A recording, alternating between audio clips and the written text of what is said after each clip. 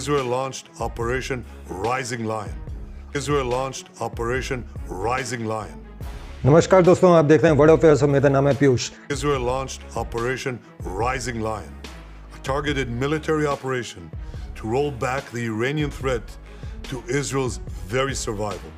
जैसे कि उम्मीद थी कई दिनों से, खासतौर से पिछले 2-3 दिनों से ऐसी उम्मीद जताई जा रही थी कि इजराइल कभी भी ईरान के ऊपर हमला कर सकता है। इसका सबसे बड़ा उदाहरण था कि 2 दिन पहले ही अमेरिका के राष्ट्रपति डोनाल्ड ट्रंप ने अपने नागरिकों को, जो ईरान के आसपास के देशों में उनके दूतावास में कार्यरत लोग हैं, उन सबको कहा था कि आप वो एरिया छोड़ दें। इसी से पता चल गया था कि उस एरिया में मिडिल ईस्ट, यानी कि यूरोपीय भाषा में मिडिल ईस्ट, लेकिन अगर जोग्राफिकली अगर उसको देखा जाए तो वेस्टर्न एशिया में जो हलचल चल रही है उसमें ये सबको पता था कि अब कुछ होने वाला है, लेकिन ये कब होना है ये किसी को नहीं पता था। और फाइनली इजराइल ने आज रात को इजराइल के समय अनुसार लगभग 1-1:30 बजे और भारत के समय अनुसार लगभग सुबह के 4-5 बजे भीषण हमला कर दिया। ये हमला 200 फाइटर एरोप्लेन्स के जरिए किया गया और इन 200 एरोप्लेन्स ने लगभग 100 से ज़्यादा ठिकानों पर हमला किया।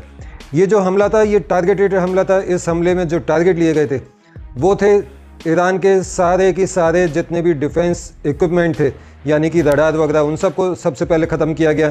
फिर उसके बाद जितने भी जैसे S-400 जो काम करता है कि जो मिसाइल आ रही हैं उसको रोकता है, फिर उनको ख़त्म किया गया।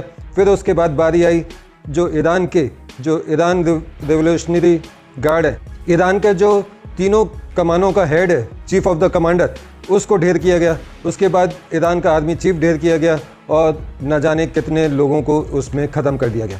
ये सारा ऑपरेशन जो था ये बिल्कुल टारगेटेड था और इसमें इन आर्मी चीफ, आर्मी डिफेंस और डिफेंस इक्विपमेंट्स को टारगेट किया गया था। साथ ही साथ सबसे बड़ा टारगेट था ईरान के जितने भी न्यूक्लियर प्लांट्स हैं या जहाँ पर वो न्यूक्लियर बनाने की क्षमता रखता है, उन सारे प्लांट्स पर टारगेट किया गया, इंक्लूडिंग जो ईरान दावा कर रहा है कि ईरान के रिहायशी इलाकों में इजराइल ने गोलाबारी की या मिसाइल से हमले किए। वो हमले भी जो ईरान के साइंटिस्ट हैं जो न्यूक्लियर बम या न्यूक्लियर मिसाइल बना सकते हैं या बना रहे हैं या उसमें इन्वॉल्व हैं, उन लोगों को ख़त्म किया गया। इजराइल का साफ पर्पस था कि ईरान जो कल को इजराइल के लिए खतरा बन सकता है, बड़ा खतरा बन सकता है परमाणु बम बनने के बाद, या उस क्षेत्र में अस्थिरता पैदा कर सकता है, उसको किसी भी तरीके से ख़त्म किया जाए। इसका ऐलान खुद इजराइल के जो प्रधानमंत्री हैं नेतन्याहू, उन्होंने खुद इसका अनाउंसमेंट किया। अभी खबर मिली है कि ईरान ने भी 50 ड्रोन हमले किए हैं इजराइल के ऊपर, लेकिन अभी तक ये पुष्टि नहीं हो पाई है कि वो कहीं जाके फटे हैं या इजराइल ने उनको हवा में ही मार गिराया, क्या हुआ कुछ नहीं। इतना ज़रूर है कि ईरान के राष्ट्रपति ने ये कहा है कि हम इस हमले की भयंकर रूप से बदला लेंगे। वो भयंकर रूप कैसा होगा ये आने वाला समय बताएगा, लेकिन हमारे को अभी भी देखना यही है कि इस लड़ाई का किस तरफ रुख बदलता है या इस युद्ध में कौन कौन शामिल होता है। अच्छा, एक इम्पॉर्टेंट बात, जब ये हमला किया गया इजराइल द्वारा ईरान के ऊपर,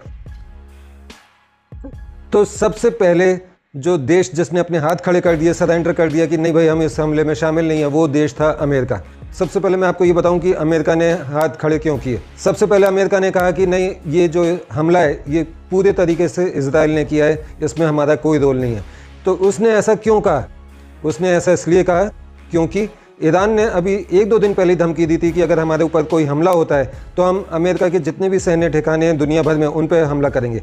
अब अमेरिका का डिस्टेंस तो ईरान से काफ़ी दूर है, तो अमेरिका में तो डायरेक्ट हमला कर नहीं सकता, लेकिन हम अमेरिका के जो असेट्स हैं इराक में, कुवैत में या फिर कतर में, सऊदी अरब में, उनके ऊपर हमला करेगा।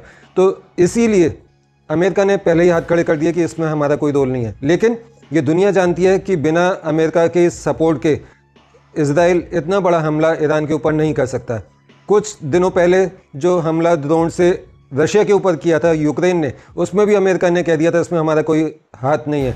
लेकिन दुनिया में जहाँ भी कोई गंद फैला हो उसमें सबसे पहला हाथ अमेरिका का ही होता है। अगले जो भी अपडेट आएगा वो मैं लेकर आता रहूँगा। अगर आपको इन्फॉर्मेशन पसंद आई हो तो वीडियो को लाइक कीजिए, चैनल को सब्सक्राइब ज़रूर कीजिए। आपके सब्सक्राइब, लाइक, इनसे हमारा प्रोत्साहन बढ़ता है। मिलते हैं किसी अगली नई अपडेट के साथ अगले वीडियो में। तब तक के लिए अपना ख्याल रखिए और मुझे आज्ञा दीजिए। नमस्कार, जय हिंद।